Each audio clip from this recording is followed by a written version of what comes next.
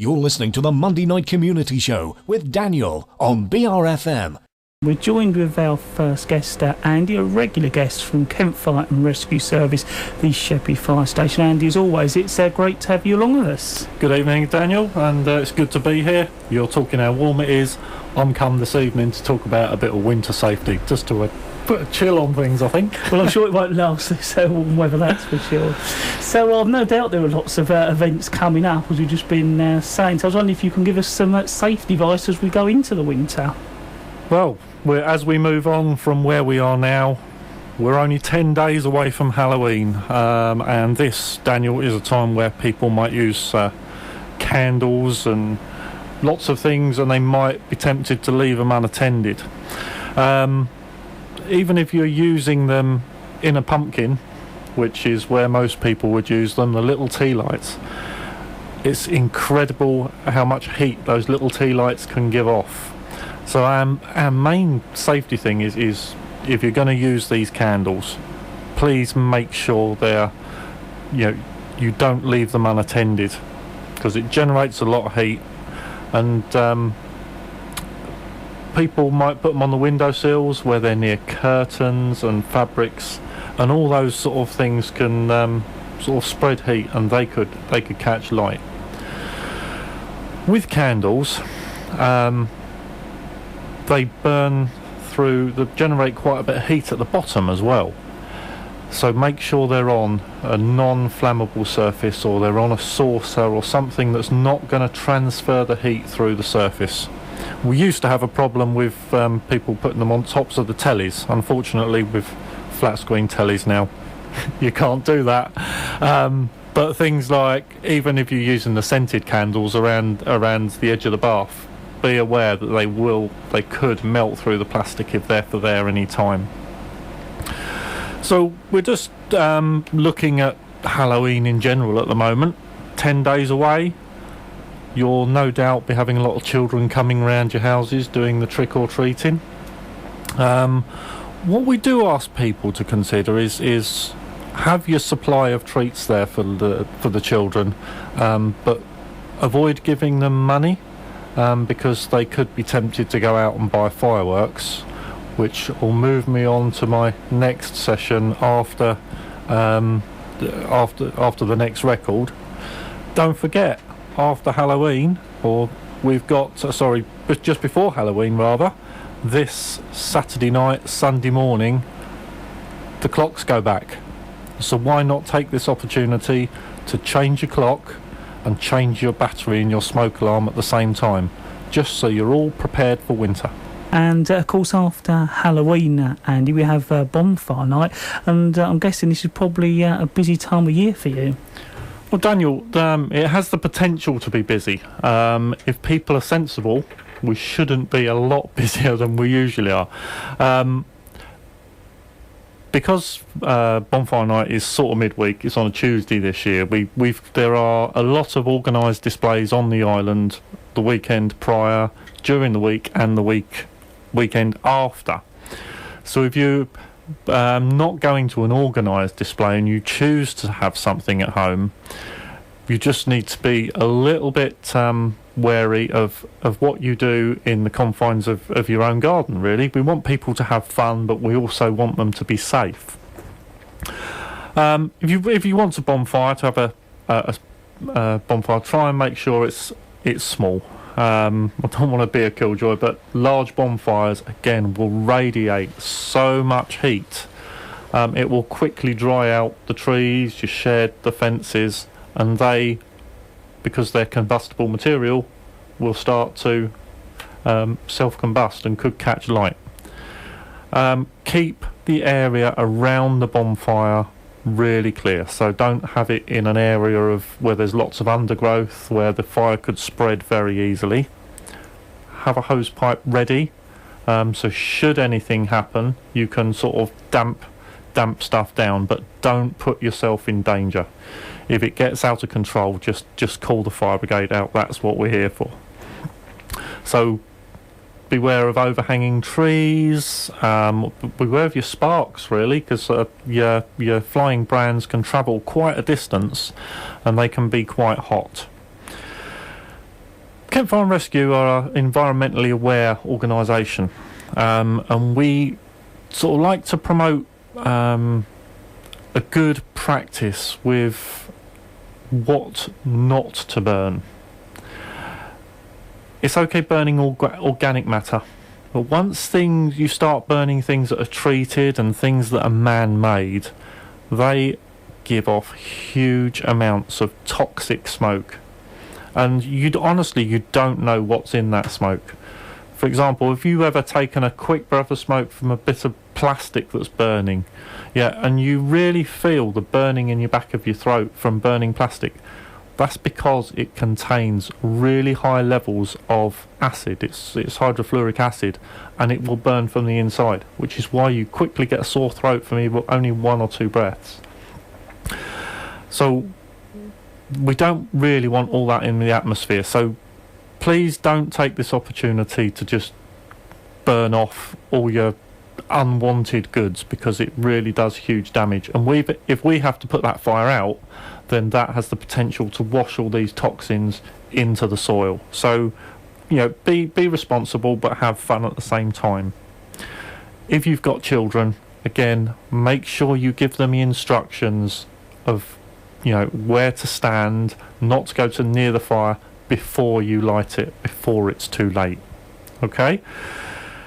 If you're having fireworks, try and buy them from a reputable organisation and make sure they put the British standard or the European standard on them. There are some cheap ones out there, and they're cheap for a reason.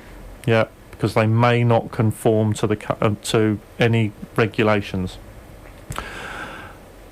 Keep them dry, keep them stored in a waterproof box. Don't use naked flames, use the proper taper that comes with them. Follow the firework code and basically just read the instructions. Read them in the light inside, so that's reading the instructions, not just before you light them. So just make sure you're prepared, and obviously don't go back to the firework once it's lit. These are basic instructions, but you'll be surprised that we do have injuries where people go back. Use a torch and not a naked flame for obvious reasons. So that is the basic fire safety advice. Be responsible in what you burn. Be considerate to your neighbours as well with what you're burning. Let them know that you're going to have a bonfire, so we don't get sort of nuisance calls. And if you're going to have fireworks, put your pets indoors, read the instructions, keep your children safe, and have fun and stay safe. As the onset of winter comes, I know that Kent Farm Rescue like to try and be pretty active. Can you tell us how we can be safe on the roads, Andy? Kent Farm Rescue are taking a more proactive approach in road safety. As you can imagine, we'd rather prevent accidents happening in the same way as we do fires. We now try and prevent accidents happening on the road. A little bit of education and getting people to think and prepare exactly the same way as we're asking people to do to their homes. So you will see the impacts that dangerous driving conditions can have with the recent events on the Sheppey crossing. I mean, we got national news in fog, and you can see the cumulative effect that bad conditions have. We have to adjust our driving conditions to those to anything that you find on the road. So if you're thinking about you come up against fog, keep your distance. The normal distance in normal driving conditions is 2 seconds. How do you know what 2 seconds is? Well, if you pass a lamppost, or the car in front of you passes a lamppost, count 1 elephant, 2 elephant. And if you pass that lamppost before you finish saying those words, you're driving too close. So we keep at least 2 seconds distance. As your speed increases, the distance between the vehicles must increase.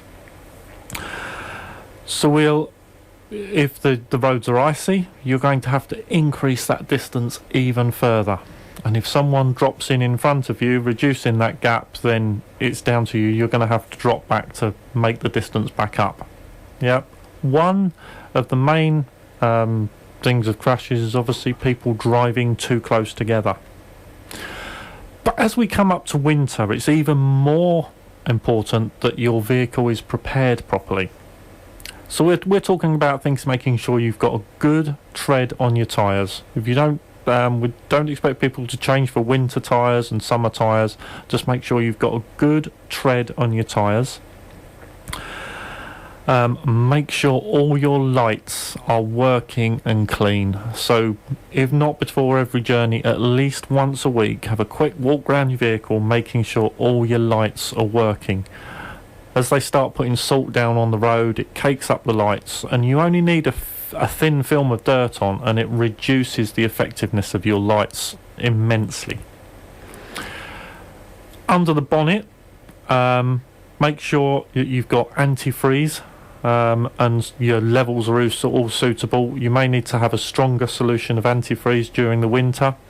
There are companies that will check that for you, and that your screen wash is adequately topped up. So you'll be surprised that once they put salt on the road, how much screen wash you actually used.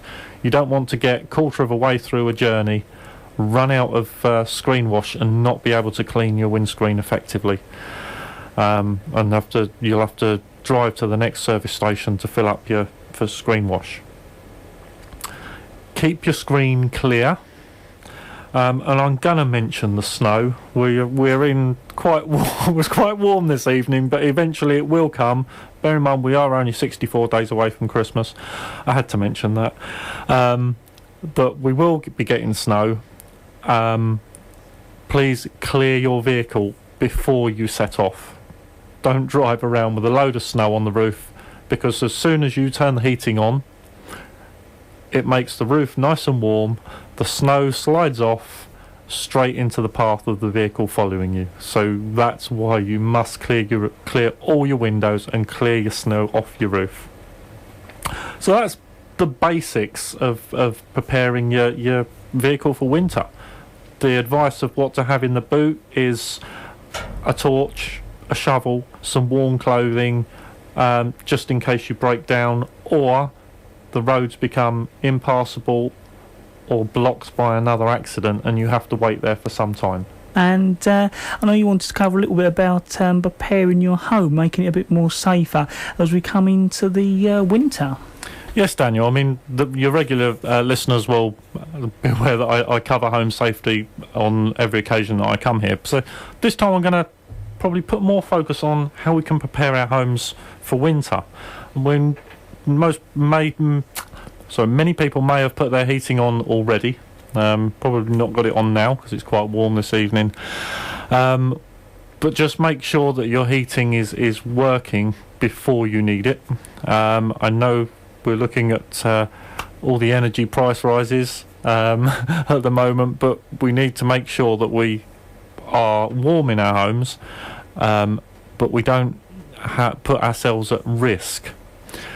We've noticed a rise in people using alternative fuels for heating their home.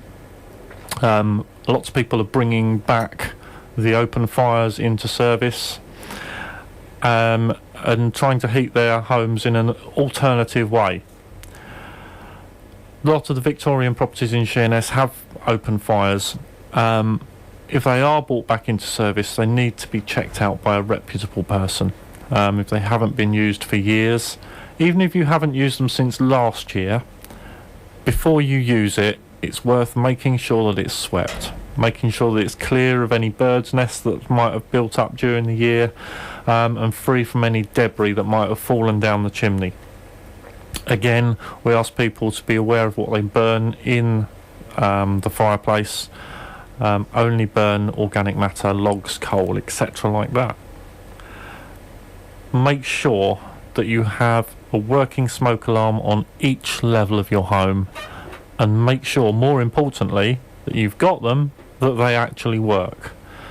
There's an increasing number of smoke alarms out there that people think they're protected because they've got a smoke alarm, but they haven't actually got a battery in. So it's really important that once a week that you test your smoke alarm.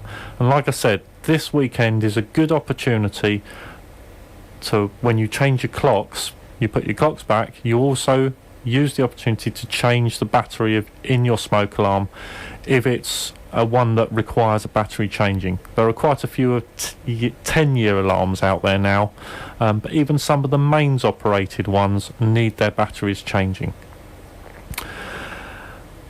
We'll end up with a little bit more clutter in the home over winter, don't we? All the welly boots, hats, scarves, boots, they all tend to build up in the hall. Your hall is most probably your exit route, so we need to try and keep your exit route clear. Yeah, your exit route is from any room, and it's really important that you can get out of your home with your eyes shut, basically, without tripping over anything. The last thing you want to do is you can't see where you're going because there may be smoke, and you trip over something and fall down the stairs. All right, it only takes 3 breaths of smoke to render you unconscious. There's plenty of information on the website on that subject, and it's quite astounding that it's only that amount of smoke before you're rendered unconscious. So we're looking at things. What can you do in the kitchen? Yeah, let's take the opportunity to keep your hob, your grill, and your oven clean. Avoid a build-up of fat. And take care if you're using oil. We don't advise using open chip pans on the hob, and we certainly don't want people to leave their cooking unattended. Yeah, the primary cause of fire in the home is in the kitchen. Unattended cooking, people forgetting that they put things on, and surprisingly people putting items on the hob for general use and then knocking a button on. So a basket of washing, for instance, could become a major source of fire in a kitchen. The heat source underneath is accidentally turned on. People may think that's strange, but it has happened. So we need to sort of look at that sort of thing, and look at the more unusual aspects of what could cause a fire in your home. We get a lot of inquiries, Daniel, about electric blankets and how safe they are. Electric blankets are generally safe if they are used properly. When we take them out of storage, they tend to have been folded, so you need to inspect them to check that there's no visible wires, there's no visible damage to the blanket itself, especially if it's been folded up tightly. And if possible, get it checked out before you use it. Never leave it on overnight unless it's one that's designed for that pure purpose, and never leave it on when you go out. They do get hot, and they're intended to heat the bed up quite quick. So that's sort of obviously all those things coming out in winter now. Let's think about electrical safety. Just a little thing that's happened in the last week is the electric companies have put all their prices up. By turning things off, it's surprising how much not only safer you can be, but how much money you can save. I mean, if you leave your TV in standby, for instance, just put your hand on the back and see how warm the television still is. Do you know, by turning it off at the plug, you can save up to 70% of the electric costs as if it was on, just sat in standby. So there's a dual purpose to this: not leaving your equipment on so that it has the potential to heat up and cause a fire, and also saves yourself some money. Get in the habit of having a good nighttime routine. So quick skirt around the house before you go, turning off anything that doesn't need to be on. Kettles, anything that heats, washing machines. Never put your washing machine and dishwasher on overnight. You know, they're high wattage goods. So put them on when you're in the house and you can attend them. We've been talking about safety in the home as we approach winter. Yeah, Daniel, I mean, some of the subjects that we're going to cover, I mean, we can cover some of those on the texts that have come in, actually. I mean, Alan's texted in, and he was worried about electric heaters and how safe they are. Generally, if heaters are fairly new, they tend to have a thermostat on them, and you can operate the temperature, fairly easily. It's the old bar heaters that are the more dangerous ones, which are less controllable, and do throw out a lot of heat. They're the ones that the 3 kilowatt heaters. Most important thing is to make sure that they're away from any flammable surface. I mean, we use sort of like 1.5 meters as the sort of rule, really. So make sure they're 1.5 meters from any chairs. Don't dry your washing in front of them, because again, after time, the heat that they throw out as the washing dries, it becomes more flammable. So generally, that's, they are safe, but you've got to use them properly. Okay. Scott's rung in, and he was worried about the extension leads, and how we know what to plug into an extension lead and what not to plug into an extension lead. So again, there's no real rules on that. I mean, if you know what sort of appliance takes what fuses, rule of thumb is if it heats, it's got a 13 amp fuse in it. Put that plug directly into the socket, and that's the only plug that goes into that socket. You can use the extension leads. We prefer using the multi-plug extension leads rather than the ones that go directly into the socket, the multi-plugs. And generally you can run any number of appliances up to 13 amps. So you have lights and little side lights and small equipment that will take a 3 amp fuse.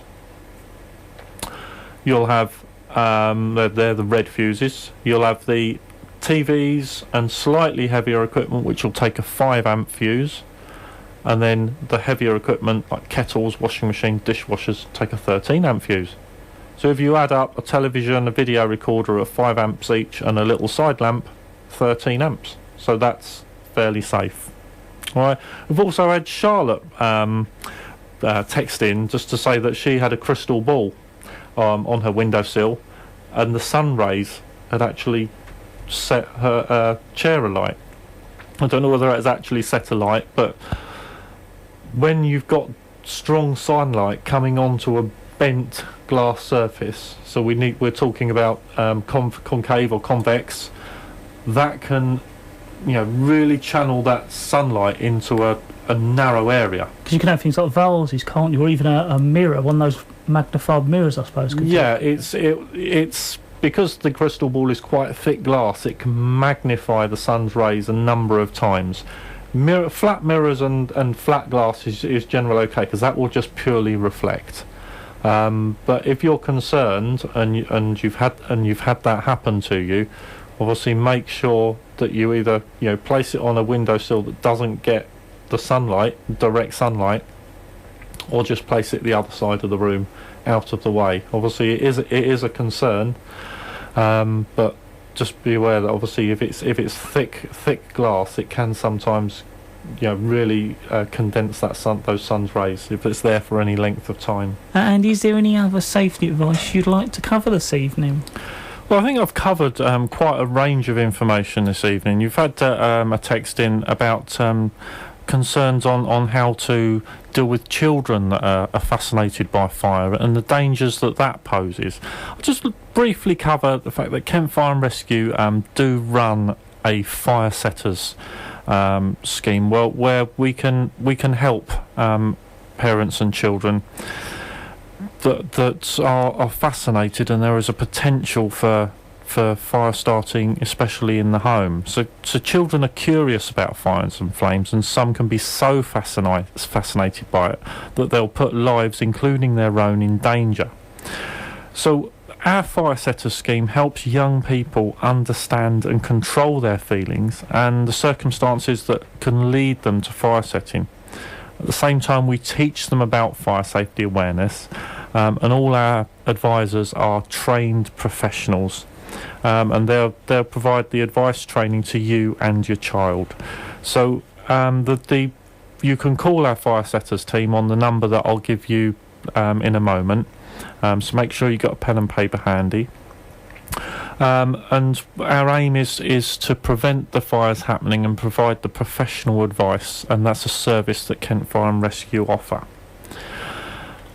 The main area where you can get information to read is visit our website. It's a wealth of information on our website, and that can be the address for that is www.kent.fire-uk.org, and there's many links in there which will provide you advice on winter fire safety, on the fire setters scheme that the Kent Fire and Rescue run, home fire safety.